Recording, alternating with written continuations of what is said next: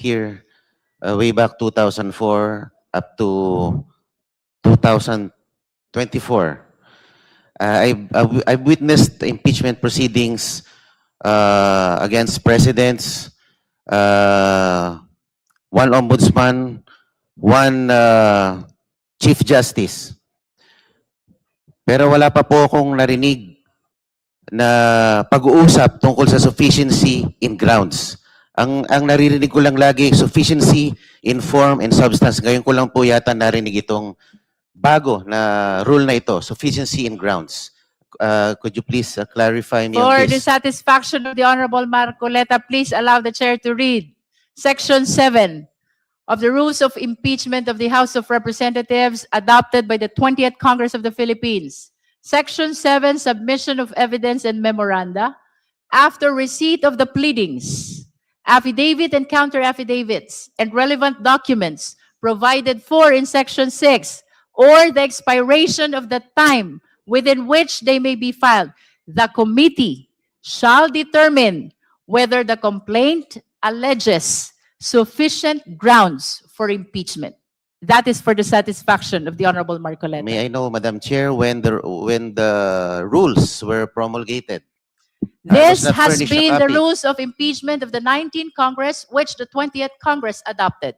So it's not new. Hindi po siya bago. This nga- has been part of the previous rules which were used during the past impeachment processes. Opo, kasi bago lang po sa akin yung sufficiency in grounds. Hindi ko po narinig yan sa mga dating proceedings. Yun lang po. Salamat po.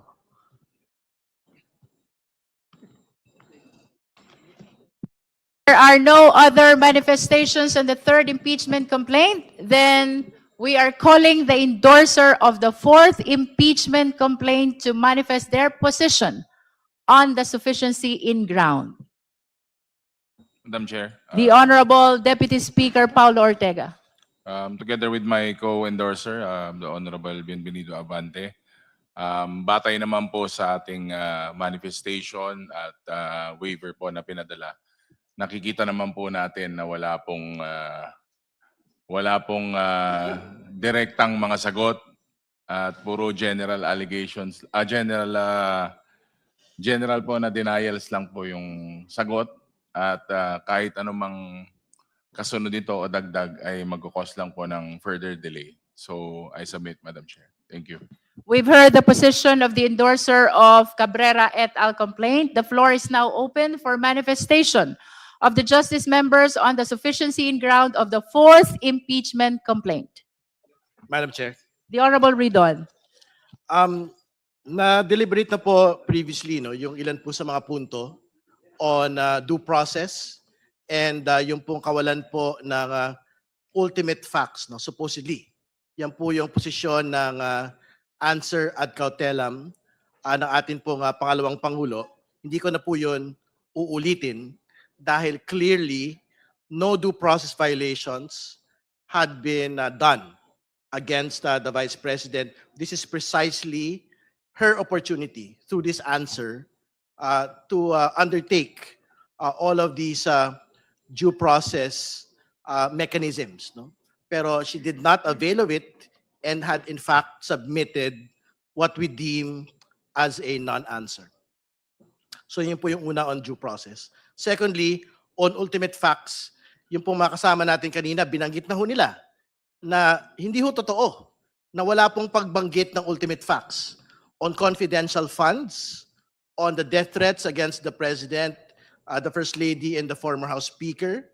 Yung po usapin ng SALN, all of the documentation, all of the evidence had been submitted by the two complaints. At ito po yung mga papatunayan in each and every step of the proceeding. So hindi po ito totoo na wala pong ultimate facts. But as a final point, Madam Chair, gusto kong banggitin yung binabanggit nilang double standard ng komite sa papatupad ng atin pong rules on the President's impeachment and on the Vice President's impeachment. Hindi po totoo na meron pong double standard dito. Kasi wala akong pwedeng paghambing on how the committee had undertaken both impeachment proceedings. Kasi sa una't una, in the President's impeachment, ano ho ba yung laman nung po mga submissions doon po sa impeachment complaint ng particular po ng mga binasurang complaints? Una, karamihan po doon mga news articles lang po yung binabanggit po nila. Pangalawa, meron po doon binabanggit na ebidensya, unauthenticated video document. Ibig sabihin, walang affidavit yung po nga submission po nung ebidensya po na yun. But as compared to the Vice President's impeachment complaints, ano yung pinag-uusapan natin ebidensya at dokumentasyon sa bagay po na ito? Una, COA reports relating to the misuse of confidential funds. Notice of disallowance ordering the Office of the Vice President to return ito pong at least 70 million in a supposed misuse of confidential funds. Second, yung pong video documentation of the press conference of the Vice President, kung saan siya po ay nagbanta laban sa Pangulo, First Lady, at dating House Speaker. Video documentation kung saan sinasabi niya na gusto niyang pugutan ng ulo ang Pangulo ng Pilipinas at iba pa hong mga katulad ng mga video documentation. Pangatlo, pagbabanggit po ng Statement of Assets, Liabilities, Net Worth ng atin pong pangalawang Pangulo, kung saan pinag-uusapan po yung paglobo ng kanyang yaman from 7 million in 2007 to 88 million in 2024. Ito po yung mga documentation, ebidensya that exists sa impeachment complaint against the Vice President. And lastly, yung Pumadriaga affidavit, which is something that has been signed and will be tested on credibility as soon as we get to hearing proper. So, Madam Chair, wala hong batayan. Yung binabanggit po ng answer ad cautelam ng pangalawang Pangulo that the House Committee on Justice had implemented two standards on the President's impeachment and on the Vice President's impeachment. Malinaw po yung standard dito. The standard is based on our rules, on our constitutional mandate, and on the principle of due process and fairness. No? So, tingin ko, the committee should proceed with the determination of sufficiency in grounds, and we have to be able to vote on it today, Madam Chair, and move forward. Maraming salamat po. Thank you. Any other member who wish to manifest on the fourth impeachment complaint? The Honorable Marcoleta. Madam Chair, also, again, a manifestation for clarification with the indulgence of the Chair. Akin pong hinihiling ang clarification ng committee kaugnay ng aplikasyon ng Section 7 ng ating rules on impeachment, particular kung kailan eksaktong nagta-transition ng committee mula sa determination of sufficiency in grounds patungo sa conduct of hearings at reception of evidence. Sa malinaw na basa ng Section 7, matapos ang submission ng pleadings, affidavits, at relevant documents sa ilalim ng Section 6, o matapos ang lapse ng period, ang tungkulin ng committee ay tukuyin muna kung may sufficient grounds for impeachment. Kung wala, dapat i-dismiss. Kung meron, saka pa lamang magko-conduct ng hearing kung saan papasok ang examination, cross-examination, at compulsory processes. Kaya nais ko lamang malinawan, Madam Chair, kung ang mga tinatalakay at tinatanggap na materyales at references sa puntong ito ay para na ba sa determination of sufficiency in grounds o tayo ba ay de facto na nasa hearing stage na dapat ay nangyayari lamang pagkatapos ng ganong determinasyon.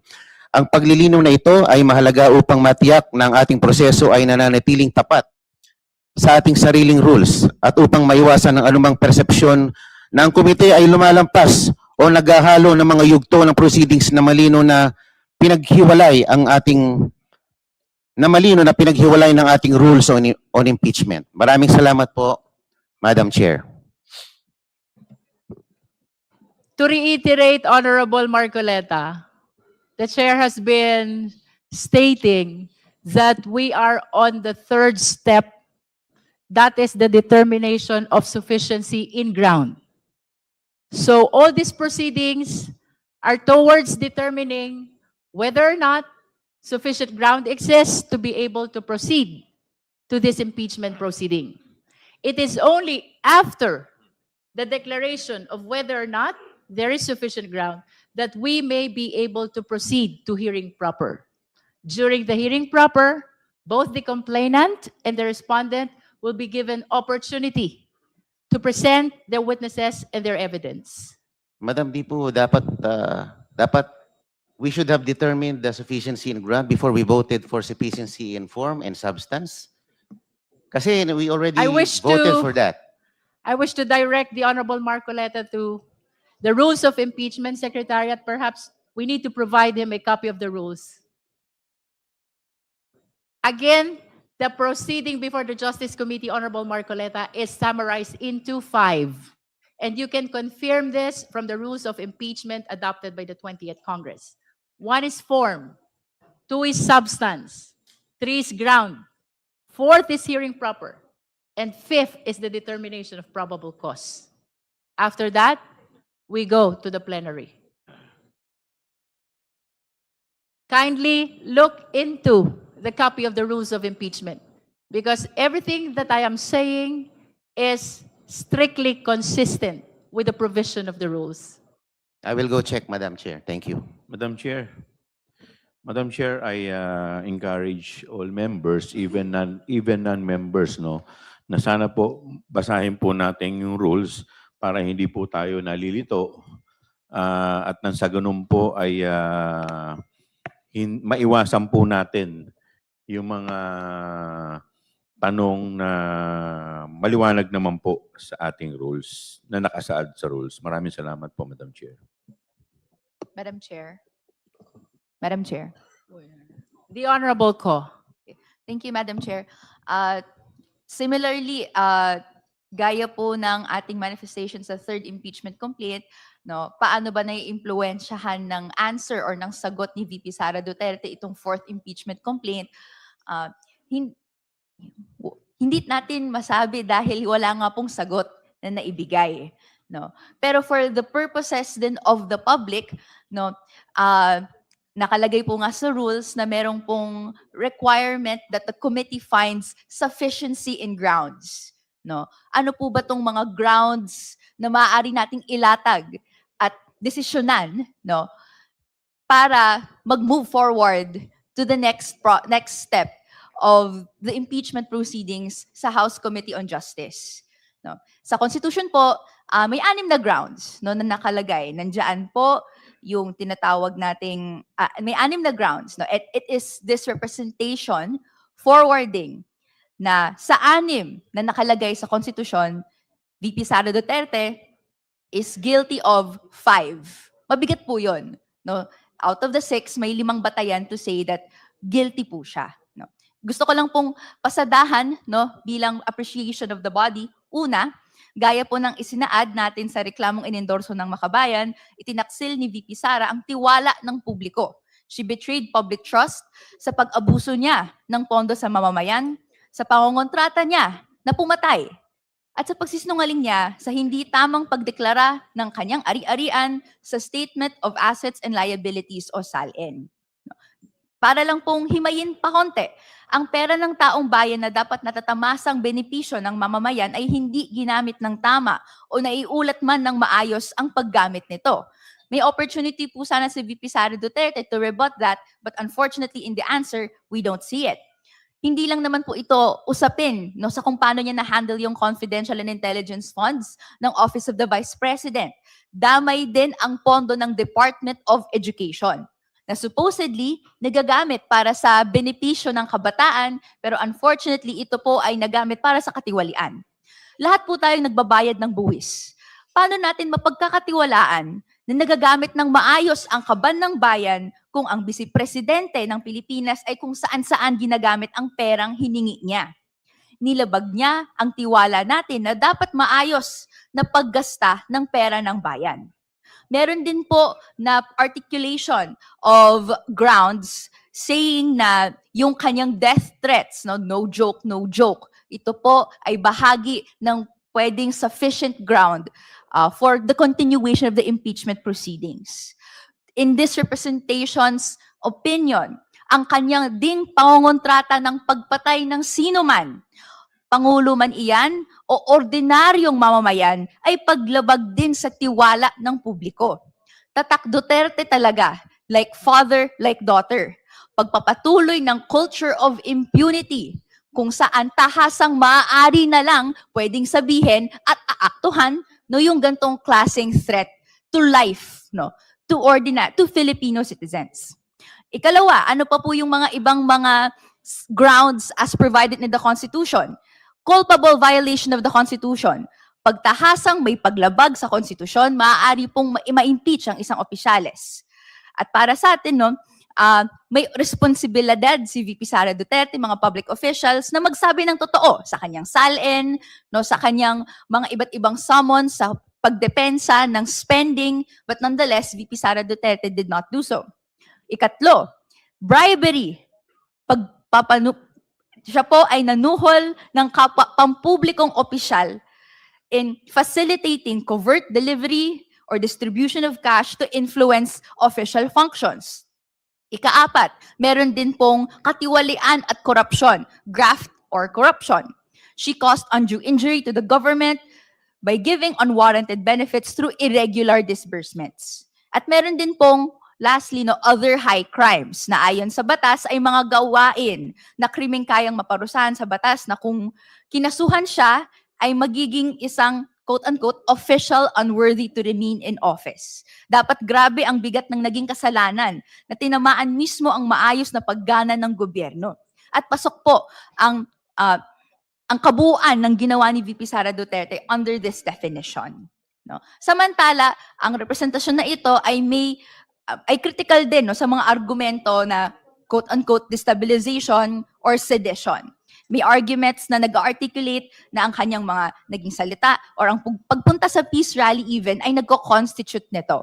No, sa bahagi po ng representasyon na ito, nakita natin na ginagamit din to against ordinary citizens, against ordinary Filipinos. And we'd like to advise everyone no, na mag-caution sa paggamit nito, lalo na't ito ay paraan para mag-express din ng grievances ang mga mamamayan. Nonetheless po, sa paglatag po natin, Madam Chair, ng mga grounds under the Constitution, anong acts no, napasok doon po sa kanyang grounds, this representation submits that there are sufficient grounds for VP Sara Duterte's impeachment proceedings to continue. Thank you, Madam Chair. Madam Chairman, Thank you, Honorable Ko. may I be recognized? The Honorable Nonoy Defensor. Thank you, Madam Chair. Enough has been said this morning, and it bears stressing that part of the due process is to conduct a hearing so that the respondent could also present her evidence formally. And it is also worth stressing that part of due process is expediting an impeachment proceeding.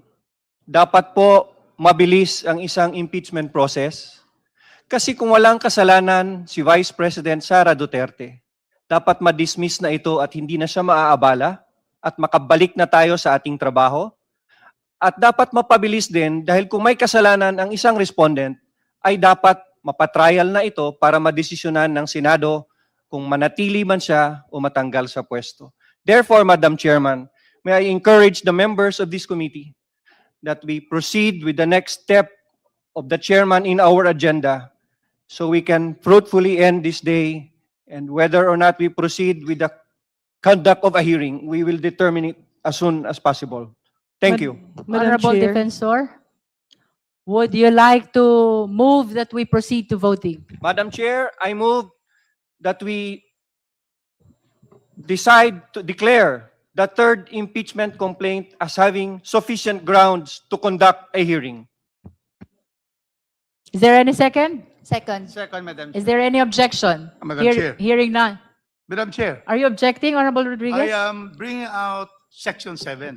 Section 7 precisely provides for determination of sufficiency of grounds, not complaint. While sufficiency in complaint in substance and form, we have to go one by one. I will read now Section 7 because we have to vote on the grounds. And what are these grounds? 6 in the third complaint, 5 in the fourth complaint. Section 7, submission of evidence and memoranda after receipt of the pleadings, affidavits, and counter affidavits and relevant documents provided for in Section 6, or the expiration of the time within which they may be filed, the committee shall determine whether the complaint alleges sufficient grounds for impeachment. So we are going to go into grounds because that will be what will be heard in the committee. So I think we should go one by one so that we will be able to comply sufficient grounds. So I move. Honorable the chair. Rodriguez, I encourage that we revisit the wordings of Section 7 because contrary to the opinion of the Honorable Rodriguez, what is being declared as sufficient or insufficient in ground is the complaint and not the grounds alleged in per complaint. Going back to this provision, it says the committee shall determine whether the complaint, it is the complaint, which is the subject matter of the declaration of the sufficiency in ground, whether the complaint alleges sufficient grounds for impeachment. Earlier, the chair manifested that the committee is welcoming the manifestation per ground.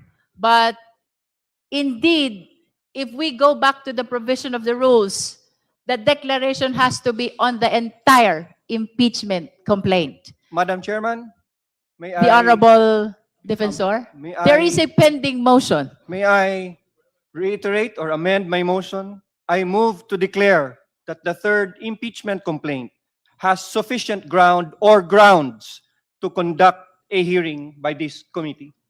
There is an amended motion to declare the third impeachment complaint, the Zabalia et al. Impeachment complaint, sufficient in grounds.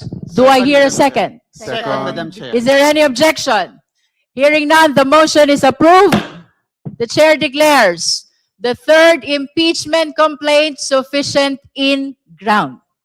Madam Chair, The Honorable Deputy Speaker Janet Garin. I move to declare and approve the sufficiency of grounds for impeachment of the fourth impeachment complaint, the Cabrera complaint. There is a motion to declare and approve the sufficiency in ground of the fourth impeachment complaint, that is Cabrera impeachment complaint. Do I hear a second? The same has been seconded. Is there any objection? Madam Chair, a manifestation. Is this an objection? No, it's not, but we'd Can like we to first rule manifest- on the motion? we just first manifest that when it's true, it says complaint whether it has sufficient grounds. The adjective sufficient should be the one controlling, that the grounds should be the ones discussed. But I would just like to state that in this fourth impeachment complaint, I find two to be sufficient, the three are not. So that is my manifestation, but I have no objection. The manifestation of the Honorable Rodriguez is noted by the committee. Hearing no objection, the chair approves the motion. The fourth impeachment complaint is declared sufficient in grounds. At this point, honorable members of the Justice Committee, we declare the conclusion of step 3. We declare the conclusion of the determination of sufficiency in grounds. Now, we proceed to step 4. That is the hearing proper. And in line with that, I wish to add that the evidence and witnesses which will be presented by both parties during the hearing proper will be part of our consideration in the determination of probable cause in our step 5. Having said so, the chair announces the predetermined schedule of our hearing proper. This includes March 25, 2026, April 14, April 22, and April 29, 2026. These are the initial dates for our hearing proper. Likewise, the chair places on record that the committee is in receipt of the approved resolution authorizing, the title of which, authorizing the House Committee on Justice to implement Section 8 of the Rules of Procedure in impeachment proceedings relating to the protection of complainants and witnesses, and further authorizing the committee to continue the conduct of impeachment proceedings and the exercise of ancillary powers during the recess of the House of Representatives from March 21, 2026 to May 3, 2026. This is the authority that was given by the plenary, the House of Representatives, to the Justice Committee to be able to conduct hearing during our break.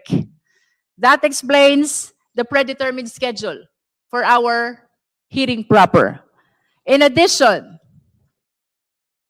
the chair places on record the committee's receipt on March 5, 2026, of the letter of the Honorable Chel Jokno. This is a request for issuance of subpoena duces tecum of pertinent documents. We likewise place on record the receipt on March 17, 2026 of a petition for transfer of custody of witness Ramil Madriaga. Likewise, this is from the Honorable Jose Manuel Tadeo Chel Jokno. The request for issuance of subpoena and the petition for transfer of custody will be acted upon by the committee on the initial stage of our hearing proper on March 25, 2026. Nonetheless, we are directing the committee secretariat to provide copy of the request and the petition to all the justice members. We likewise direct the requesting party, Honorable Chel Jokno, to furnish the respondent copy of the request for issuance of subpoena and copy of petition for transfer of custody. Would you like to manifest? Yes, Madam Honorable Chair. Jokno? We will comply with the instructions of the Honorable Chair. At the same time, just for clarification, may I just state that the petition that I filed is for adequate protection under Section 8 of the Rules of Impeachment, which, depending on the discretion of the committee, may perhaps include a transfer of custody. The Thank you. chair stands corrected.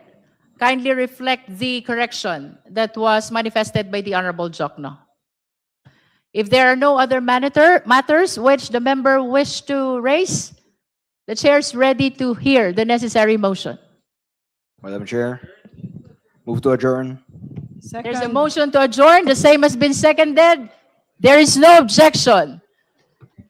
Kindly amend the motion. Motion to suspend. Motion to suspend, Madam Chair. There is an amended motion to suspend. Any second? The same has been seconded. Is there any objection? Hearing none, our hearing is suspended until March 25, 2026 at 10 o'clock in the morning. Hearing is suspended.